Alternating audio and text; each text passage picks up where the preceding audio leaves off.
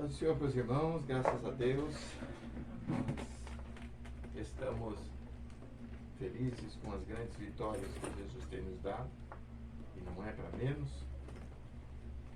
E gostaria de ler com os irmãos a passagem muito significativa das 10 virgens, que está em Mateus capítulo 25, versículo 1.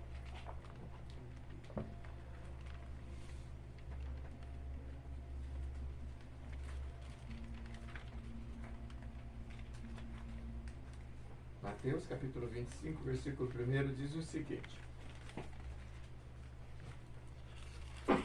Jesus, pregando, disse: naquele dia o reino do céu será como 10 moças que prepararam suas lamparinas e saíram para se encontrar com o seu noivo. 5 delas eram sem juízo, e as outras 5 ajuizadas. As moças sem juízos não levaram para suas lamparinas, as moças sem juízo pegaram suas lamparinas, mas não levaram óleo de reserva. As ajuizadas, no entanto, levaram uma vasilha com óleo para suas lamparinas. Como o noivo estava demorando, as 10 moças começaram a cochilar e pegaram no sono. À meia-noite, se ouviu um grito: o noivo está chegando, venham encontrar-se com ele. Então as 10 moças acordaram, acenderam suas lâmpadas. Aí as moças sem juízo disseram às outras: deem um pouco de óleo para nós, pois as nossas lamparinas estão se apagando. De jeito nenhum, respondeu as moças ajuizadas. O óleo que temos não dá para nós e para vocês. Se vocês querem óleo, vão comprar. Então as moças sem juízo saíram para comprar óleo, e quando estavam fora, o noivo chegou. As 5 moças que estavam com as lamparinas prontas entraram com ele para a festa do casamento, e a porta foi trancada. Mais tarde, as outras chegaram e começaram a gritar: Senhor, Senhor, deixe-nos entrar. E o noivo respondeu: eu afirmo a vocês, e isto é verdade, eu não sei quem são vocês. E Jesus terminou dizendo: portanto, fiquem alertas, porque vocês não sabem qual será o dia e a hora. Amém? Amém. Pai, em nome de Jesus, nós te pedimos graça e te pedimos unção. Espírito Santo, eu especialmente preciso da tua ajuda. Por favor, abre o meu entendimento. Abre o entendimento da igreja e daqueles que vão assistir, e nos dá graça, Senhor Deus. Aproveita esse momento que nós oferecemos a Ti e faz, Senhor Deus, conhecida as Tuas obras, os Teus planos, a Tua vontade, para que essa humanidade, Senhor, tenha alguma luz nesse mundo de mentiras, enganos e trevas. Da Tua graça, em nome de Jesus. Amém. Essa passagem, irmãos, ela é muito interessante. Ela é uma alegoria, é uma parábola, né? Que Jesus contou para que o povo entendesse como é a vida espiritual, como funciona o reino de Deus. É muito complicado para um professor ensinar aos alunos uma matéria muito sólida, que muitas vezes destoa da realidade da criança, do estudante, não é? Muitas vezes ela não tem conhecimento daquilo. Então o professor, muitas vezes, ele usa alegorias. A matemática, os professores lançam mão de coisas conhecidas, como quantidade de maçã. Tem 4 maçãs, você come 3, então quantas maçãs ficam? Aí a pessoa vai figurando aquilo na memória, na mente, para entender aquele conceito. O reino de Deus, apesar de parecido com o nosso reino, com o nosso reinado aqui, ele também tem suas peculiaridades. E ao mesmo tempo, ele é muito diferente do nosso reino, da nossa vida, do que a gente conhece.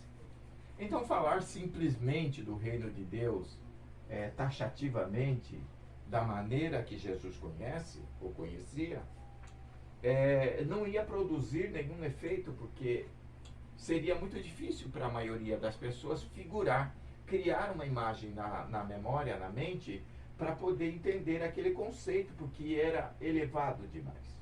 Então, e ao mesmo tempo, é uma técnica didática, é uma técnica de ensinar a pessoa usar figuras para que a pessoa guarde a figura e ao mesmo tempo aquilo que está sendo ensinado, não é? E naquela época era muito comum o uso de parábolas. Os fariseus, eles usavam parábolas também. E muitas dessas parábolas que Jesus usou era de domínio público, era conhecido das pessoas. Porque era como passagens de novela hoje em dia. Quando você cita um ator ou uma passagem de novela, tem 3 ou 4 que assistiu aquela novela e sabe como é que foi aquele momento da novela. Naquela época, as parábolas, os contos eram muito comuns, porque as pessoas se sentavam em rodas e contavam umas às outras as parábolas, muitas delas com bastante final, com fins específicos para produzir realmente aquela emoção e tal e coisa, né? E também para fins didáticos mesmo. Então os mestres, os rabinos, eles ensinavam parábolas. E Jesus, para falar sobre o reino de Deus, falou sobre 10 moças virgens. Aqui na minha tradução, que é a tradução moderna, chama moças. Entende-se que moças são aquelas que ainda não se casaram, né? E o que são essas moças? O que significa o número 10?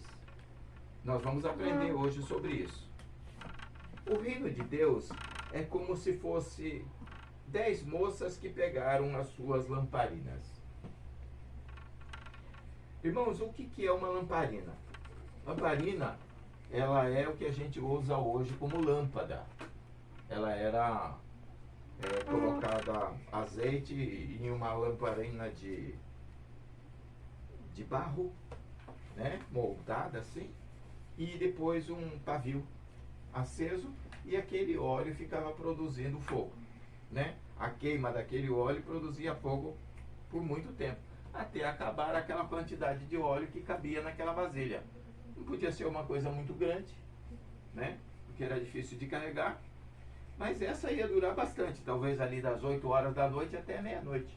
Então durava bem uma boa quantidade de tempo. Essas duas, elas estavam prometidas para casamento, para aquele casamento, não é? O que significa, o que são virgens? Na nossa cultura, não se fala muito em casamento de virgens, principalmente hoje em dia. Mas antigamente era muito importante.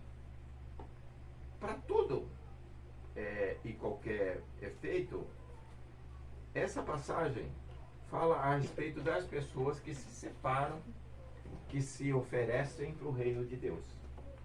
Por que é tido como uma virgindade? É tido como uma virgindade porque a pessoa se prepara, se separa para aquela finalidade. Se preserva, não é? Não se antecipa. Então o reino de Deus é como se fosse um casamento.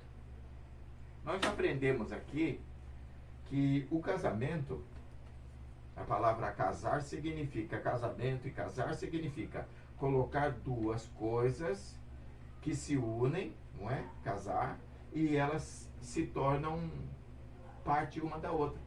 Estão casados. Então, por exemplo, se você pegar esse livro aqui e casar com outro livro, significa colocar outro livro aqui dentro, os dois ficam grudados um no outro, né? Você pode fazer uma venda casada, o que é proibido, né? É você vender uma coisa e forçar a pessoa a levar outra coisa. Não é? Então, venda casada é aquilo que é unida a outra coisa. Então, quando você fala em casamento, na verdade, você está falando de união. E o reino de Deus, ele é a união da ideia de Deus, de como Deus vê as coisas, para nossa ideia, como nós, seres humanos, vemos as coisas. Deus não precisa desse casamento. Deus não precisa da nossa maneira de ver as coisas. Mas nós precisamos da maneira como Ele vê as coisas. Então, esse casamento é, acima de tudo, generosidade de Deus. E esse casamento é a exportação do modo que Deus pensa, do modo que Deus age no reino dele, para o nosso modo de viver. Para que a gente melhore o nosso modo de viver. Veja bem, Deus sabe como fazer as coisas. E então Ele fez um contrato. Ele fez um casamento conosco, nós, seres humanos, para que nós aprendamos como viver do modo de Deus. Isso chama-se trazer o reino de Deus para a terra. É você trazer os conceitos, os pensamentos e a maneira de Deus fazer as coisas para a sua vida terrena. Não é? E é interessante que Deus não faz isso, apesar de ser mundial, não é?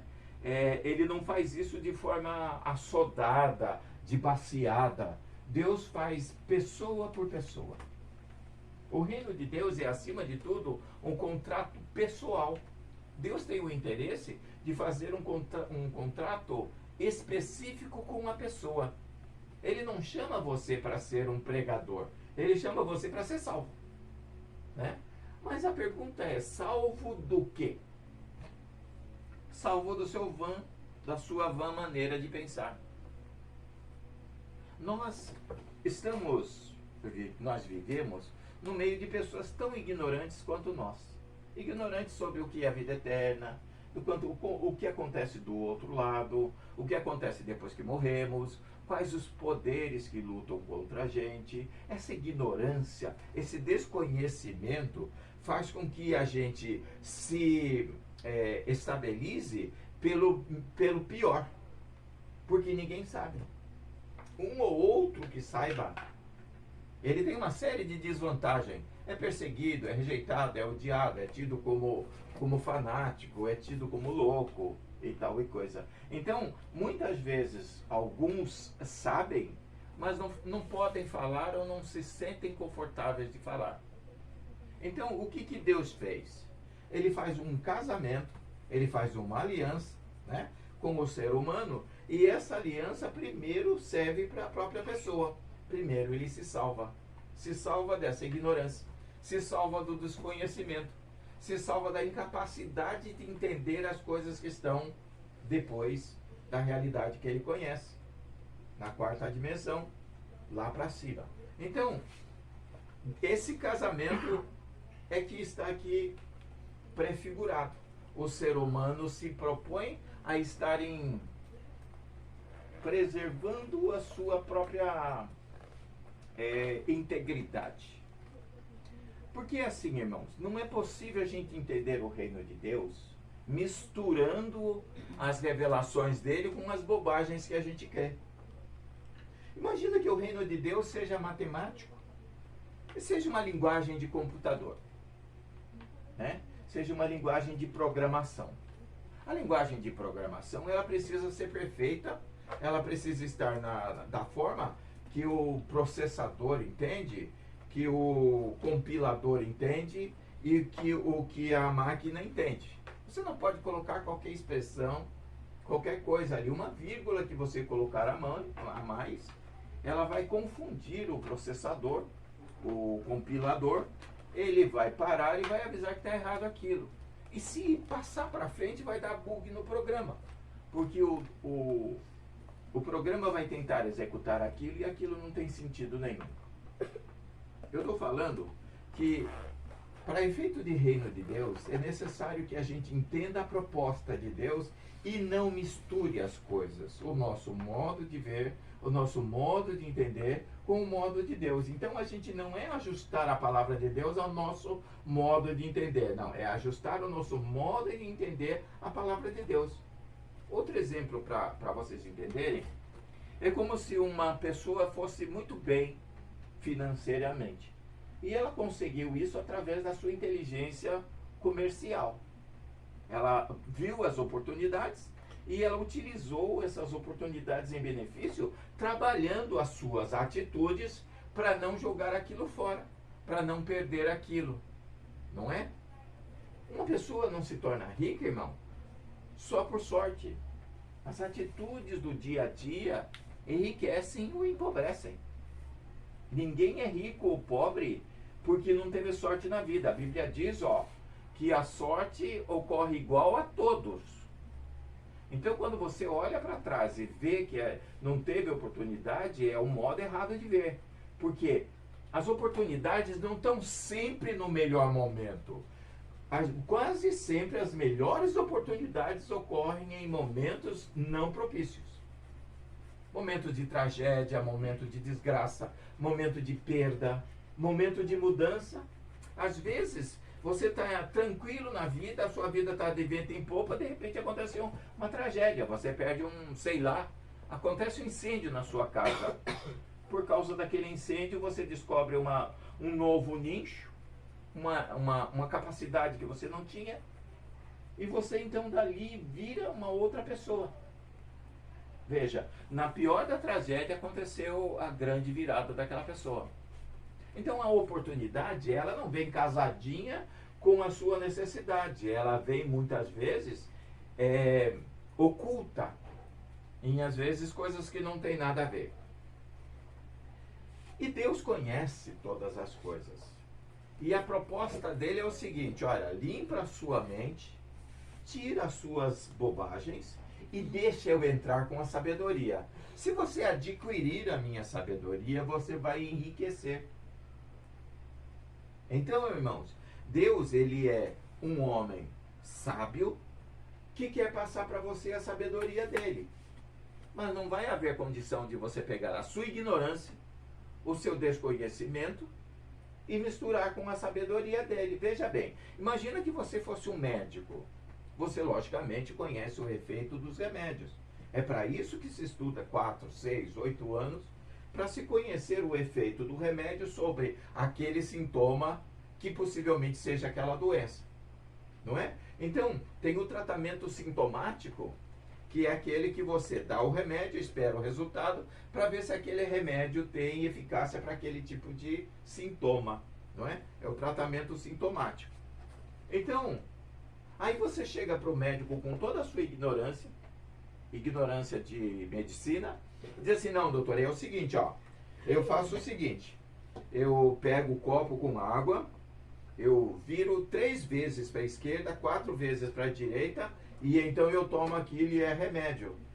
Ele vai dizer, olha, amigo, sinceramente, se você não tomar esse remédio aqui e rodar bastante seu copo, não vai acontecer nada. A sua ignorância talvez sirva para você, para conforto de alguma forma. Mas a verdade é que a palavra de Deus tem a solução. E é essa a proposta de Deus, trazer para você solução, a despeito da sua crendice, que muitas vezes é oposta ao que Deus diz. Por exemplo,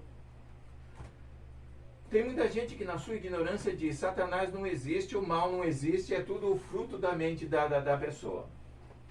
Isso é uma mentira. A Bíblia diz que é uma mentira. A Bíblia diz que Satanás existe sim. Então, na ignorância dele, dessa pessoa, ele transporta para si todas as culpas. Todas as culpas. Agora, não é tudo o diabo que faz. Mas não é tudo culpa do ser humano. Quantas vezes, por experiência nossa, a gente expulsou o demônio e a pessoa virou um anjo? A pessoa vira um doce. Aí você diz assim, não, cadê a maldade daquele cara? Aquele cara dava para enfiar uma faca naquela pessoa. E a faca simplesmente serve para nada naquele momento. Então, nem tudo é o diabo, mas nem tudo é o ser humano. A maldade não é toda do ser humano. Então, a ignorância do homem faz com que ele transporte para si culpas que muitas vezes ele não tem.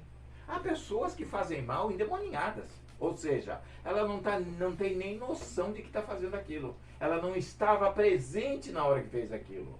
Ela estava ausente, tinha uma entidade nela que estava fazendo aquilo. Ela nem sabe que fez. Aí tem a desculpa da bebida, tem a desculpa do vício, do fumo, qualquer coisa assim. Mas não era possessão demoníaca. Mas o que eu quero dizer com isso? Eu quero falar sobre ignorância. O desconhecimento ou a negação da verdade. Porque há pessoas que, a despeito de saber, eles negam, dizem, não, Deus não existe, tal coisa não existe. E eles vivem a vida toda como levando para si cargas e ao mesmo tempo desculpas sobre coisas que estão nele ou estão fora dele. Então, irmãos, Deus veio para fazer essa aliança com o ser humano. Dizer, beleza, ó, você vai continuar com seus pensamentos, com a sua maneira de ser, e depois você vai substituindo paulatinamente aquilo que faz parte da cultura humana pela cultura espiritual divina. E com isso você vai adquirir conhecimento, não é? Você vai entender os mecanismos das coisas, as funcionalidades das coisas e vai se livrar de muita bobagem. Na Idade Média, né, inclusive tem uma frase em latim que diz assim: hein? Tomar água. Ela percebeu.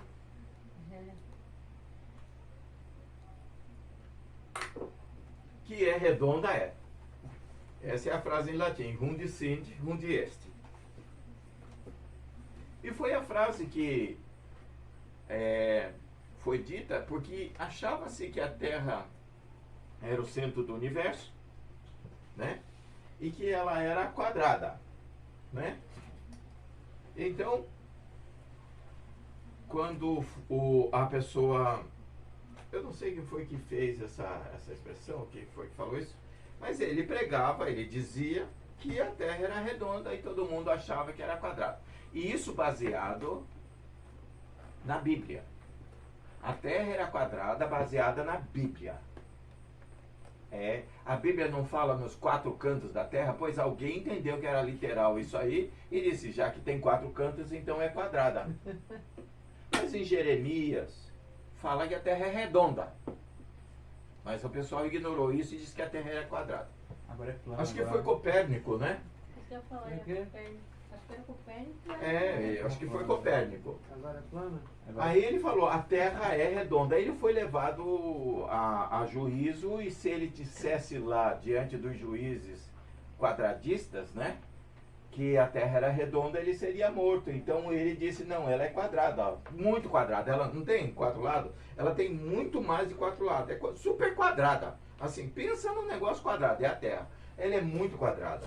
Aí quando ele saiu no pátio assim, olhou para cima e disse assim, ó, mas que é redonda, é redonda. Então, irmãos, a ignorância faz isso. E nós, seres humanos, estamos lotados de bobagens. Bobagens. E Deus se propõe a tirar essas bobagens. E quer fazer esse compromisso, esse casamento com o ser humano.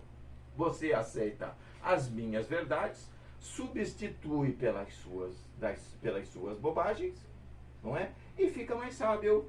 E depois no final tem o plus, tem o extra, que é ficar comigo no reino que vocês defenderem pelo resto da vida. E naquele dia, o reino dos céus será como 10 moças que pegaram as suas lamparinas e saíram para se encontrar com o noivo.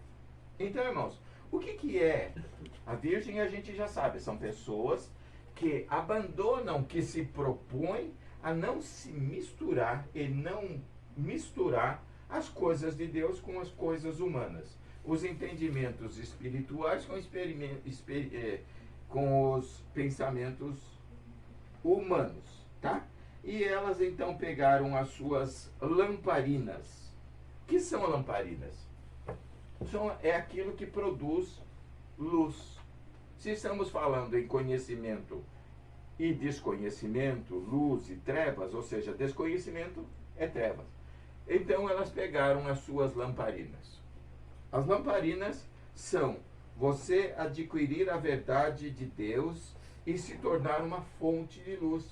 Mas é, acima de tudo, você pegar o reino de Deus, pegar o entendimento de Deus e transportar para si próprio e você viver daquilo. Ou seja, a Bíblia me revela uma coisa? Revela.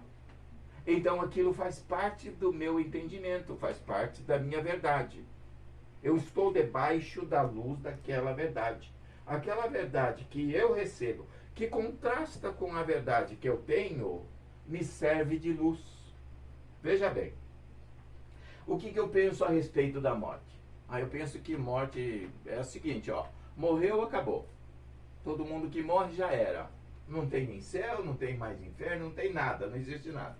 Tá. Aí vem a palavra de Deus e diz assim, não é bem assim, o homem, ele foi feito para ser eterno. Então eu pego esse conceito meu, de trevas, de escuridão, baseado na minha ignorância, logo ignorância e escuridão, e recebo a luz de Deus, aquela nova revelação, e transporto aquilo para mim. Aquilo me serve de luz.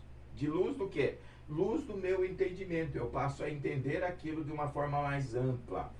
Não sou mais ditado pelo meu conceito humano, mas agora eu tenho um subsídio espiritual. É divino? É, porque veio de Deus. Deus falou aquilo. E eu importo aquele conceito para mim.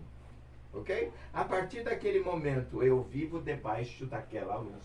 Aquela luz começa a guiar a minha maneira de pensar. Quando eu penso sobre morte, eu penso na morte com aquele novo conceito. Então eu estou andando debaixo da luz daquela revelação, daquele ensinamento, daquele entendimento. Mas é só isso? Não. A Bíblia se propõe a ensinar para você muitos conceitos. E à medida que ela vai te esclarecendo, você vai trocando a sua ignorância, o seu modo errado de pensar, o seu modo obtuso de pensar e coloca a verdade naquele lugar. A verdade que vem de Deus. Mas eu não consigo provar isso. Mas você consegue provar o seu? Ou seja, vamos pensar sobre o que eu falei sobre morte. Você consegue provar que a morte é só isso? Acabou, já era? Não dá, porque é do outro lado. Quem vai do outro lado não volta. Quem volta não dá para confiar. Não é? Então veja bem, quem fala sobre essas coisas pode estar enganado. Então você veja, eu não posso provar que a Bíblia está falando a verdade, mas eu não posso provar que a minha verdade é absoluta. Eu não posso comprovar a minha verdade. Então, a Bíblia espera que você faça um casamento, Deus espera que você faça um casamento com Ele, ou seja, você se rende à verdade dele, não contestando, como uma esposa se rende ao marido não contestando. Não há casamento em que a esposa se recuse a conviver com o marido. Ela vai ter que se render. Vai ter que haver uma rendição. Ela vai ter que assimilar as verdades e as bobagens dele. Então, por isso que se chama de casamento. E elas pegaram as suas lamparinas, uma das maiores lamparinas que tem, essa aqui, Essa aqui é uma lamparina. Porque ela tem verdades que você não tem. E à medida que você pega esses conceitos e importa para si, você está debaixo da luz daquela revelação, daquele entendimento. E se você pegar todo esse entendimento aqui e importar para você, você vai viver debaixo de grande luminosidade, porque vai compreender todos os conceitos eternos. Por isso Jesus usou palavras simples e ao mesmo tempo alegorias para que a gente entendesse, não é? Mas 5 dessas mulheres, dessas meninas, dessas moçoilas, elas eram sem juízo. Então, sem juízo, é entendido como ser sem juízo, você fazer um tratado com Deus e não manter fidelidade com Ele. É uma bobagem. Veja bem,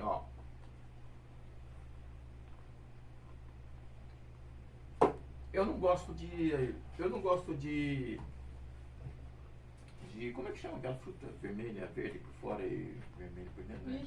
Melancia. Melancia? Eu não gosto de melancia. Não é uma tolice minha chegar lá e comprar uma melancia desse tamanho e ir cansando o braço e com aquele negócio imenso, horrível, sabendo que eu não vou comer? É uma tolice, não é? Por que eu não como maçã que eu gosto tanto? Compra maçã, cara. Já que eu vou comprar, vou ao supermercado, vou sair com peso, vou gastar dinheiro, então eu compro aquilo que eu gosto. É verdade? Não é uma tolice você fazer um voto com Deus e dizer, ó, reino de Deus, e você trair a si próprio, o seu conceito, não importar de Deus nada para si, não colocar nada do que ele ensina em prática. É uma tolice isso, é um peso inútil. Por quê? Porque a proposta de Deus não é apenas para você ter uma capinha bonitinha, aparência linda, parecer cristão e ter uma Bíblia de babá. A proposta de Deus é muito pessoal, é muito interessante. É você trocar o seu conceito por um conceito que funciona. De uma vida sem frutos para uma vida frutuosa. Agora, todo mundo que segue a Deus, a Jesus e tal, ele é frutuoso assim? Não, justamente porque são tolos. Fizeram essa opção, esse casamento, mas não são fiéis. Fiel é você importar de verdade.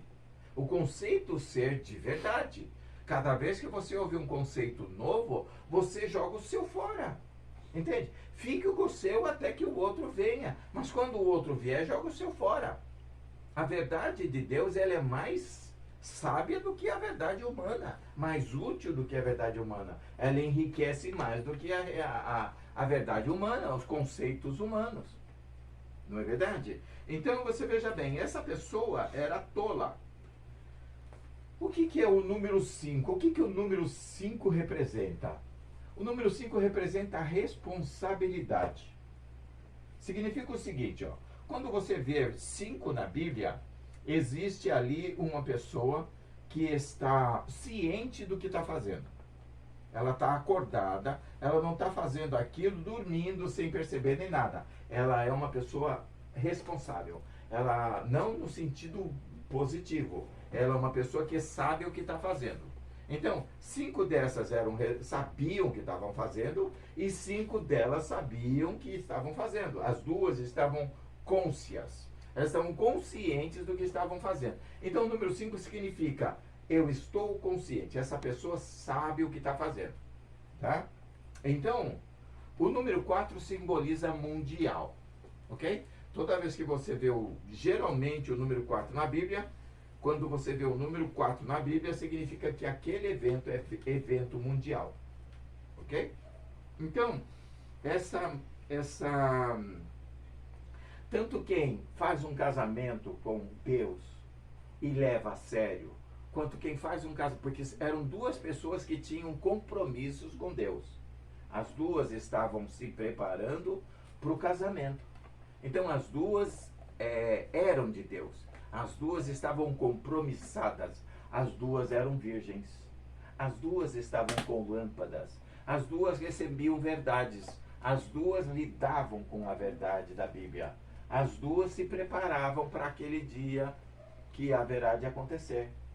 Então eram 2 pessoas conscientes, né, do que estavam fazendo. Estavam a fim de fazer aquilo. Não eram pessoas dominadas por nervoso nem nada. Eram pessoas conscientes. Por isso que eram representados com 5. Elas não tinham juízo, porque ao invés de serem pessoas comuns, sem nenhum compromisso e nenhuma aliança com Deus, portanto não tem nenhuma perda.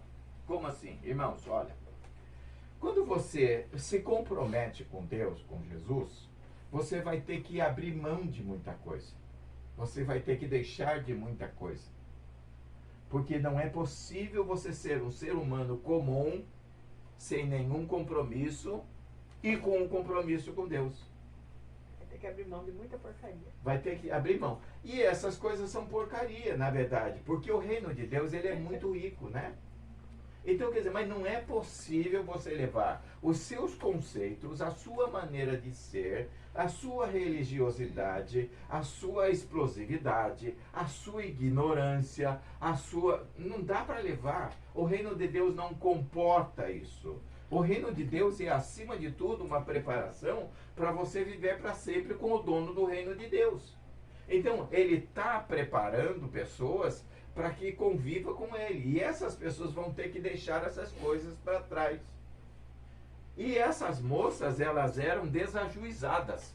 Porque você veja bem, ao invés de elas jogarem, granjearem, tudo isso, jogarem isso e granjear para si riqueza, elas estavam com esse pensamento, ela tinha esse compromisso humano com o compromisso com Deus. Não é? Então você veja, elas tinham as suas lamparinas, mas era suficiente para aquele momento.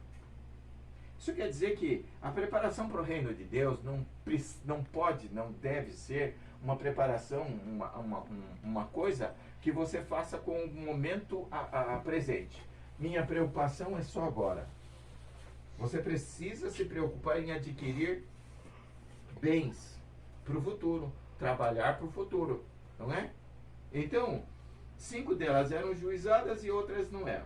As moças desajuizadas, nas suas lamparinas, não levaram óleo de reserva. O que é óleo de reserva, irmão? É servir a Deus agora e estar se preparando para servi-lo no futuro. Lembrando que nem tudo que você faz aqui serve para o reino de Deus. Ajuda. Precisa fazer coisas que sejam eternas. Porque são essas coisas eternas que têm peso eterno, que vai balancear a sua balança, que vai disciplinar a sua balança positivamente. Não é possível viver esse presente tempo sem fruto. Deus quer que você viva esse presente momento fazendo frutos, se preparando para o futuro, juntando tesouros nos céus. Não é possível você só viver do que Deus te dá.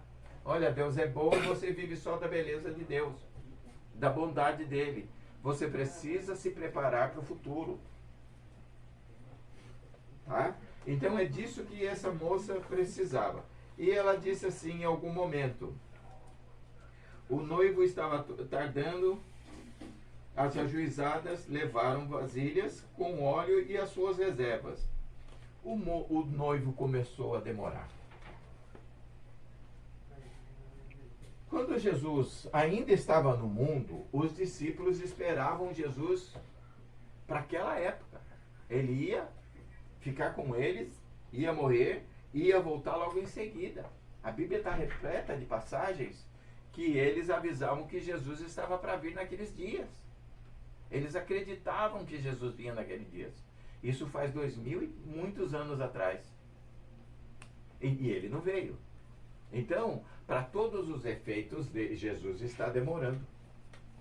Essas pessoas que estão vivendo o dia a dia, o cristão do cantar, vai na igreja, canta, vai para casa, fiz a minha parte, já está bom. E durante a semana ele é um perdido. Ele é um problema. Essas pessoas não estão depositando, não estão trabalhando no seu futuro. Quando ele vier, ou quando morrer, estará sem nenhum galardão. Estará despreparado. Não é? E é o que aconteceu com essa moça aqui. As 10 moças começaram a cochilar e pegaram no sono. Veja, se as 10 moças representam todos os cristãos de verdade, autêntico, que estão debaixo desse sol, significa que em algum momento o cristianismo vai dormir.